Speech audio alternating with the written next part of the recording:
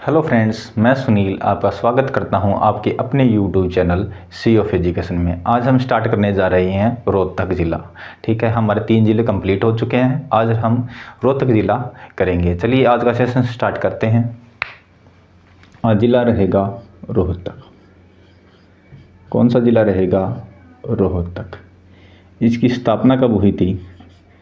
इसकी स्थापना हुई थी 1 नवंबर 1966 को। इसकी स्थापना कब हुई थी? 1 नवंबर 1966 को। इसका क्षेत्रफल कितना रहेगा? इसका क्षेत्रफल रहेगा 1745 किलोमीटर वर्ग किलोमीटर। इसका क्या रहेगा? क्षेत्रफल रहेगा 1745 किलोमीटर के वर्ग किलोमीटर। इसका क्या रहेगा? क्षेत्रफल रहेगा। ठीक है, अब इसकी बात करेंगे उपनामों की।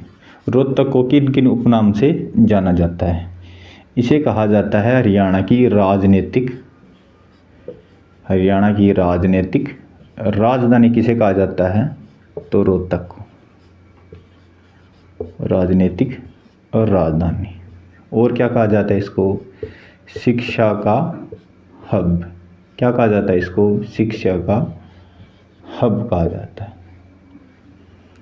हरियाणा की फिल्म सिटी भी किसे कहा जाता है? Film city.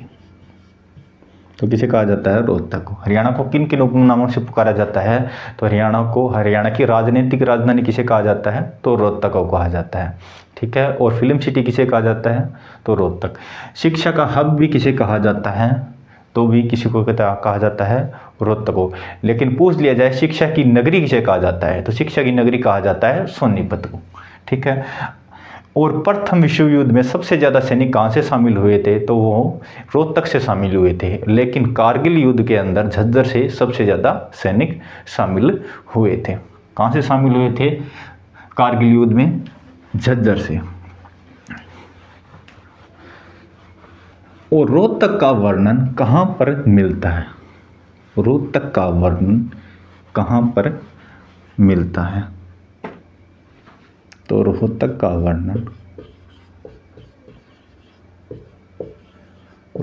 वर्णन कहाँ पर हमें मिलता है? तो वो मिलता है महाभारत के नकुल दिग्विजय में। नकुल दिग्विजयम।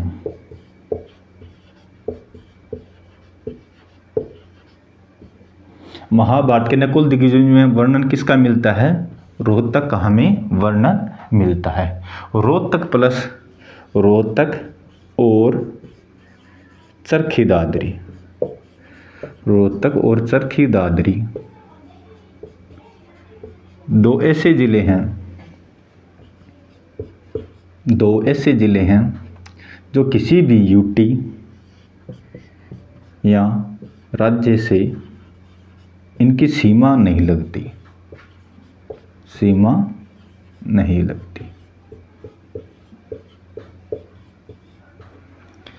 रोहतक और चरखी दादरी ऐसे 2 जिले हैं जिनकी किसी भी यूटी और राज्य से क्या नहीं लगती? सीमा नहीं लगती। रोहतक और चरखी दादरी ऐसे 2 जिले हैं हरियाणा के जिनके किसी भी राज्य और यूटी से सीमा नहीं लगती है। ठीक है, बात करते हैं यहाँ पर हरियाणा की मिट्टी का पहला समाचार पत्र वो कहाँ से छपा था? रोहतक से। हरियाणा की मिट्टी का पहला समाचार पत्र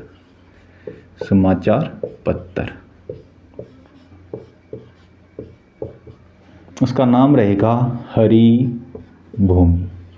क्या रहेगा उसका नाम? हरि भूमि। जो कब बना था? 1996 में बना था। हरियाणा की मिट्टी का पहला अखबार कौन सा रहेगा? हरि भूमि रहेगा। और यह कब बना था? 1996 में प्रकाशित हुआ था।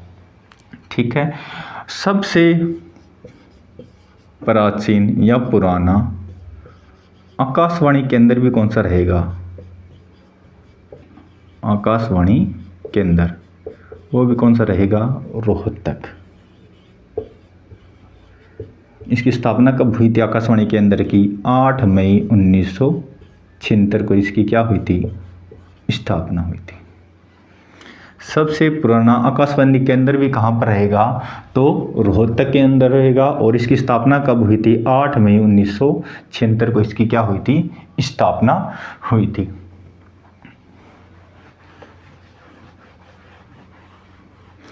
महात्मा गांधी जी के द्वारा, किनके द्वारा? महात्मा गांधी जी के द्वारा 1921 ईस्वी में, महात्मा गांधी जी के द्वारा, महात्मा गांधी जी के द्वारा 1921 में यहाँ पर वैश्य हाई स्कूल की क्या की थी? स्थापना की थी।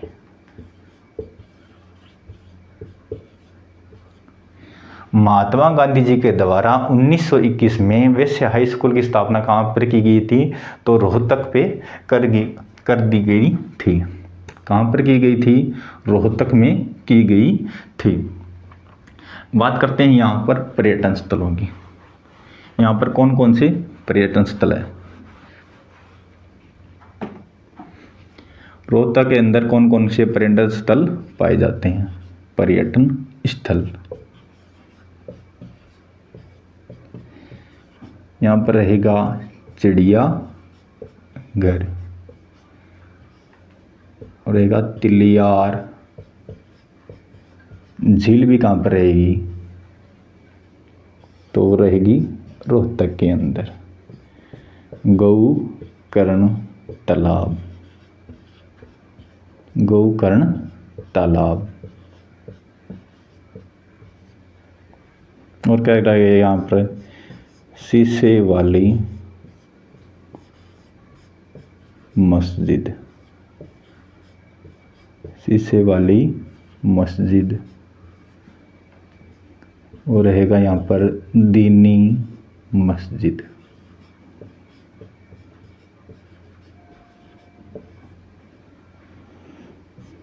और रहेगा लाल मस्जिद।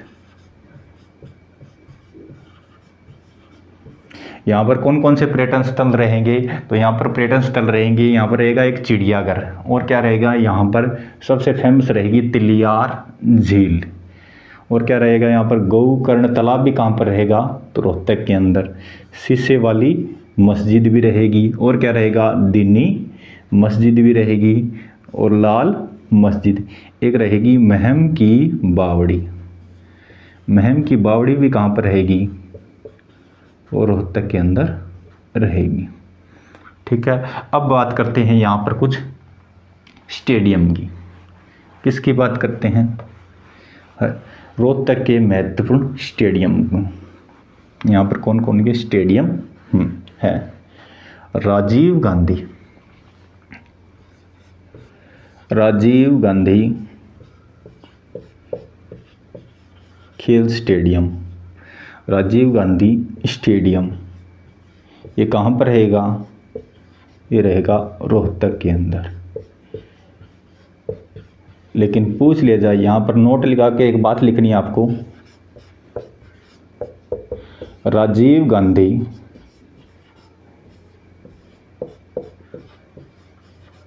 तापीय विद्युत परियोजना, तापीय विद्युत परियोजना, ये कहाँ पर रहेगी? तो ये रहेगी खेदड़ गांव हिसार के अंदर। क्योंकि ये नाम सेम रहते हैं, इसलिए इन दोनों को इकट्ठा ही याद करना चाहिए। खेदड़ हिसार में। एक रहेगा चौधरी बंसीलाल, बंसीलाल, बंसीलाल स्टेडियम, वो रहेगा रोहतक के अंदर।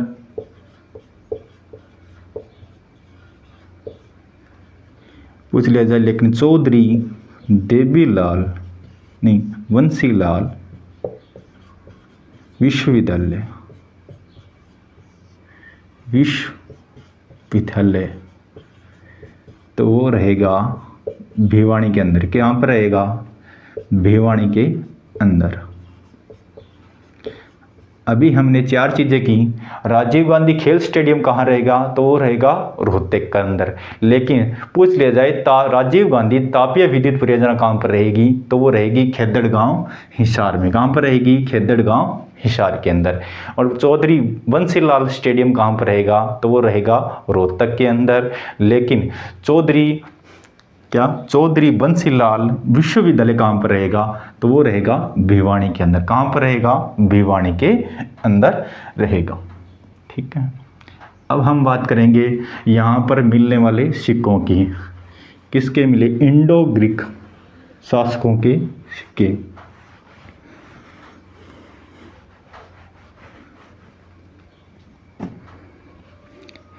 इंडो ग्रीक शासकों के सिक्के भी कहाँ से मिले हैं? इंडो ग्रीक शासकों के सिक्के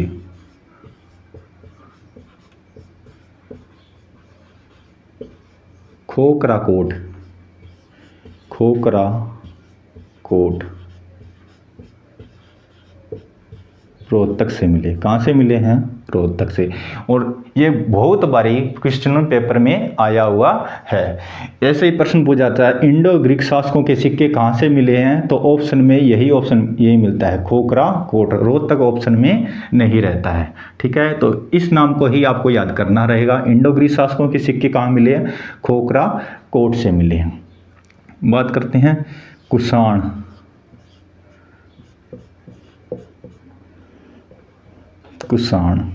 शासकों के सिक्के भी, शासकों के सिक्कों का केंद्र भी कहाँ रहेगा? कौन सा रहेगा? वो रहेगा सिक्कों का केंद्र, तो रहेगा रोहतक। कुषाण शासकों के सिक्कों का केंद्र भी कौन सा रहेगा? रोहतक रहेगा। ठीक है, लेकिन कुषाण शासकों की वंश की स्थापना किसने की थी? कुषाण वंश की स्थापना किसने की थी? कुषाण वंश की स्थापना किसने की थी? कुजुल कडफिसेस ने की थी। किसने की थी? कुजुल कडफिसेस ने की थी। इसका सबसे शक्तिशाली शासक था कनिष्क। कुषाण वंश का सबसे शक्तिशाली शासक कौन सा? कनिष्क था, जिसने 78 ईस्वी में क्या चलाया था? शक संवत चलाई थी। क्या चलाई थी? शक संवत चलाई थी। इंडो ग्रीक शासकों से सिक्के कहाँ से मिले हैं? तो वो खोखरा कोट रोहतक से मिले। और कुषाणों के सिक्कों का भी केंद्र कौन सा रहेगा? तो वो रहेगा रोहतक। कौन सा रहेगा? रोहतक। और कुषाण वंश की स्थापना किसने की थी? कुजुल कडफिसेस ने किसकी स्थापना की थी? कुषाण वंश की। और इसका सबसे शक्तिशाली शासक कौन सा रहेगा? तो वो रहेगा कनिष्क, जिसने 78 ईस्वी में क्या किया था? शक संवत की स्थापना की थी, शक संवत बनाया था। ठीक है, अब बात करते हैं महम की बावड़ी। किसकी बात करेंगे? महम की बावड़ी, जिसको किसने बनाया था? सुद्धो कलाल ने बनाया था। महम की बावड़ी, महम की बावड़ी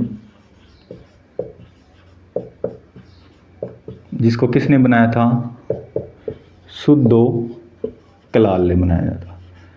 सुद्धो कलाल के द्वारा बनाया गया था। और इसने इसको 1656 में बनाया था। कब बनाया था इसको? 1656 में। महम की बावड़ी को किसने बनाया था? सुद्धो कलाल ने बनाया था। और कब बनाया था? 1656 में बनाया था। ठीक है, अब बात करते हैं, किसकी बात करेंगे? ज्ञानी चोर की गुफा। ज्ञानी चोर की गुफा, ये भी कहाँ पर रहेगी? रोहतक के अंदर। रवेदार चूना भी कहाँ पाया जाता है? रवेदार चूना भी कहाँ पाया जाता है? तो वो भी कहाँ पर रहेगा? रोहतक के अंदर रहेगा। ये भी काफ़ी क्वेश्चन हैं वो पेपरों में पूछा जाता है। रवेदार चूना कहाँ पर रहेगा? रोहतक के अंदर। और ज्ञानी चौर की गुफा कहाँ पर रहेगी? रोहतक के अंदर। महम की बावड़ी कहाँ पर रहेगी? सुद्धो कलाल ने। महम की बावड़ी किसने बनाई थी? सुद्धो कलाल के द्वारा बनाई गई थी। और यह कब बनी थी? 1656 ईस्वी में बनी थी। ठीक है, अब बात करते हैं PGIMS। किसकी बात करेंगे? PGIMS की बात करेंगे। PGIMS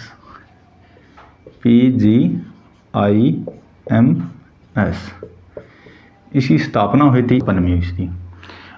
ठीक है, एक मेडिकल कॉलेज में इसकी स्थापना हुई थी। एक मेडिकल कॉलेज के रूप में इसकी क्या हुई थी? स्थापना हुई थी। मेडिकल कॉलेज के रूप में इसकी स्थापना हुई थी। PGIMS की स्थापना कब हुई थी? 1656 में हुई थी। और किस में हुई थी? मेडिकल कॉलेज के रूप में इसकी स्थापना हुई थी। लेकिन 2008 में क्या हुआ? 2008 में इसका नाम चेंज करके क्या कर दिया था? Bhagwat Dayal, Pandit Bhagwat Dayal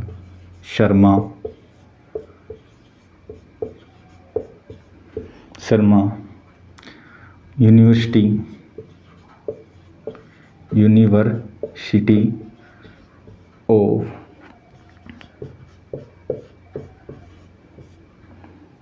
of medical and sciences.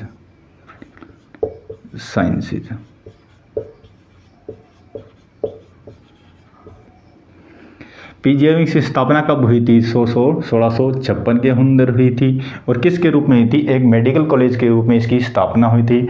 और इसके 2008 में इसका नाम क्या कर दिया था? Bhagwat Dayal Sharma university of medical and sciences. Bhagwat Dayal Sharma कौन थे? जो ये वे व्यक्ति थे जिन्होंने क्या किया था? ये हरियाणा के प्रथम मुख्यमंत्री थे। ये हरियाणा के प्रथम मुख्यमंत्री हैं। ये कई बार पेपरों में पूछा गया है। हरियाणा के प्रथम मुख्यमंत्री कौन रहेंगे? तो वो रहेंगे भगवत दयाल शर्मा। ठीक है, ऐसे ही पूछा जाए। और ये कैसे थे सीएम? मनोनीत सीएम थे। इनका कोई चुनाव नहीं हुआ था भगवत दयाल शर्मा का। ये क्या थे? मनोनीत सीएम थे, मनोनीत मुख्यमंत्री थे, मनोनीत मुख्यमंत्री थे। और पूछ लिया जाए फिर निर्वाचित मुख्यमंत्री कौन थे? निर्वाचित मुख्यमंत्री, तो निर्वाचित मुख्यमंत्री थे राव वीरेंद्र सिंह।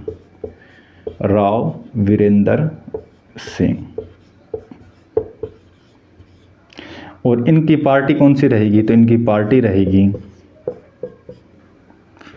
विशाल हरियाणा पार्टी।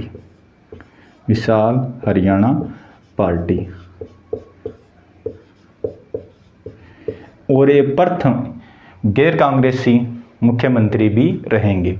ठीक है, और प्रथम राज्यपाल पूछ लिया जाए तो वो कौन सा रहेगा? धर्मवीर रहेगा। ठीक है, आज की क्लास में इतना ही। अगर आपको वीडियो अच्छी लग रही हो तो लाइक करें, शेयर करें और सब्सक्राइब करें। धन्यवाद।